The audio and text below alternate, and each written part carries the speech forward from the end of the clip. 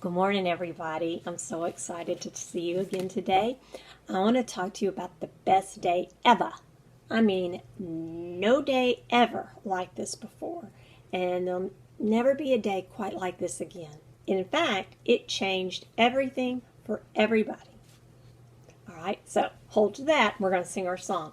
And our song has something to do with our lesson today. That's why I wanted to sing it. We're going to sing Mighty to Save. We've sung it a few times at church, so it may be new. So we're just going to sing a little bit of it, but I think it's perfect for today's lesson. Okay? Savior, He can move the mountains. My God is mighty to save. He is mighty to save forever. Author of salvation, my God is mighty to save. He is mighty to save. I love that song. I wish we could sing the whole thing, but we don't have time for that, and I don't think I have quite enough voice for that. Well, before we talk about the best day ever, unfortunately, we have to mention the worst day ever. The worst day ever that ever happened in the whole world. The most unfair and cruel thing that ever happened in the whole world was Jesus' crucifixion. He was killed, brutally nailed to a tree, and hung to die, while his mom stood and watched by, and the disciples who loved him, all but one, just walked away because they were so just in despair, just discouraged. It was awful. Everything that the disciples had been learning for 3 years, they thought, was all going to be in Jesus being this great person who's going to save the Jews. And then he's dead? How can this be? I don't understand it. So he died on a Friday evening. And then on the Sabbath day, there was no work. They rested because that was the Jewish law. But then, Sunday morning, some of the women who had been such good, faithful followers of Jesus, they got up right around daybreak to go to the tomb to help prepare the body, to take some spices to prepare the body for burial. But that morning, before they got there was a bad earthquake. I mean, can you imagine how scary that'd be to be in a bad earthquake? But that didn't stop them. They had to get to Jesus' body to prepare it for burial. That was the least they could do.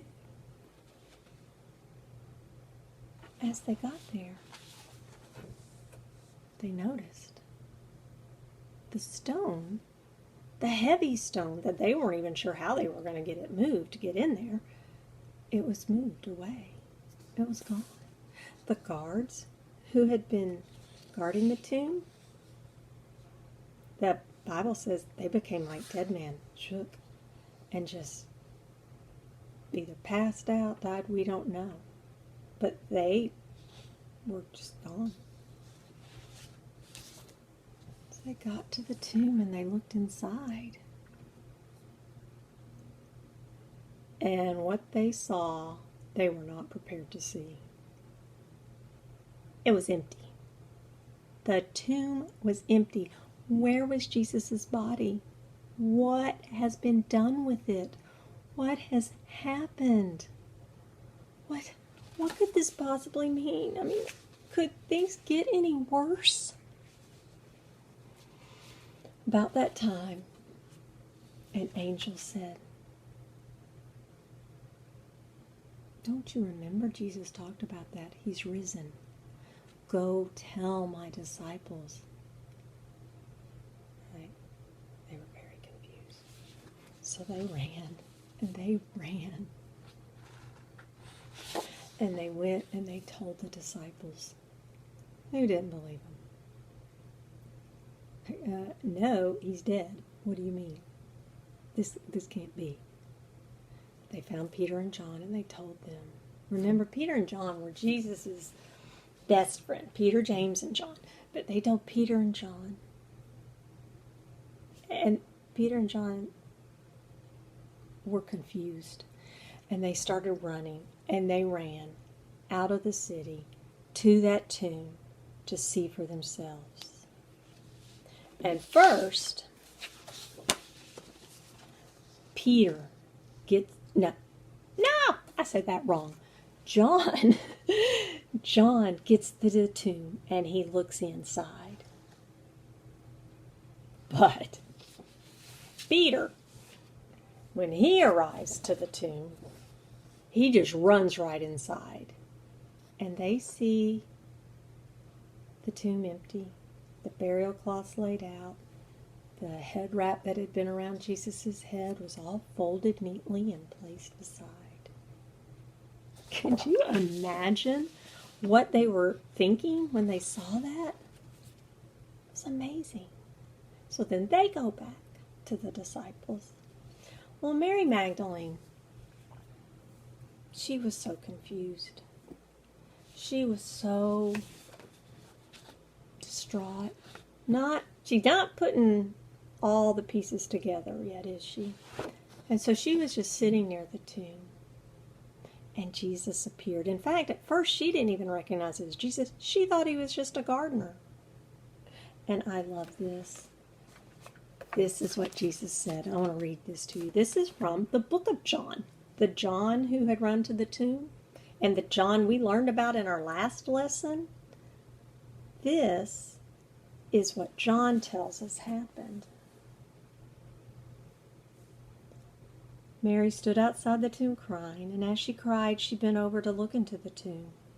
She saw 2 angels dressed in white. They were seated where Jesus' body had been. One of them was where Jesus' head had been laid. They asked her, "Woman, why are you crying?"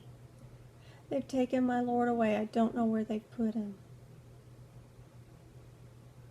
And then she turned around and she saw Jesus standing there. But she thought he was just the gardener. She didn't realize it was Jesus. "Woman, why are you crying? Who are you looking for?" "Sir, did you carry him away? Tell me, where did you put him? And then I will go and get him." And Jesus said to her, "Mary." And she looked up and she cried out, "Rabboni," which in another language means, "Teacher." And she grabs hold of him and Jesus says, "Don't hold on to me. I've not yet returned to my Father, but go to those who follow me, my disciples, and tell them, I'm returning to my Father and your Father, to my God and your God." So Mary Magdalene went to the disciples with the news. She said, "I have seen the Lord." And she told them that he had said these things to her. So, where's my picture? So, on that evening of that Sunday, that first day of the week, the disciples were together. And they had locked the doors because they were very scared. And you can imagine what's going through their head. They're very confused. Because at this point, the men hadn't seen Jesus. And Jesus just appeared in the room. Even though the doors were locked, he appeared. And he said, "Peace be with you." And then he showed him his hands and his feet. And they were so happy because they saw the Lord. And they saw that it had been Jesus. He had the wounds from the nails. But Thomas wasn't there that day. And we'll also see that Thomas, when he did finally see Jesus later, he's like, "Show me your hands. Let me touch them." And Jesus did, because he knew Thomas needed extra assurance. And he let Thomas. And he's like, "Thomas, that's good you believe. But you know what's even better? All of those who have never seen me, but they believe." That's us. We've not ever gotten to see Jesus. We haven't gotten to see the hands. But we know because of what's in the Bible and all the facts laid out, that he really did raise from the dead. And because he raised from the dead, everything's wonderful, because now we don't have to worry about Satan. We trust in God and we obey him and we live our lives for him. When we have trust in him, everything will be all right. We'll get to live with Jesus forever. We won't have to worry about Satan. That's why trusting in God is so important. And that's why this day, the Resurrection Sunday, was and is the best day in history, because now we get to be with God forever. He promised it, and he is faithful to that promise. So, on that, here's your assignment. I want you to have your mom and dad just Google a picture of a coloring book page of the empty tomb.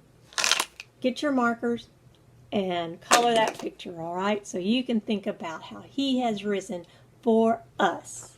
All right? You have a great day. We'll talk to you later. Bye.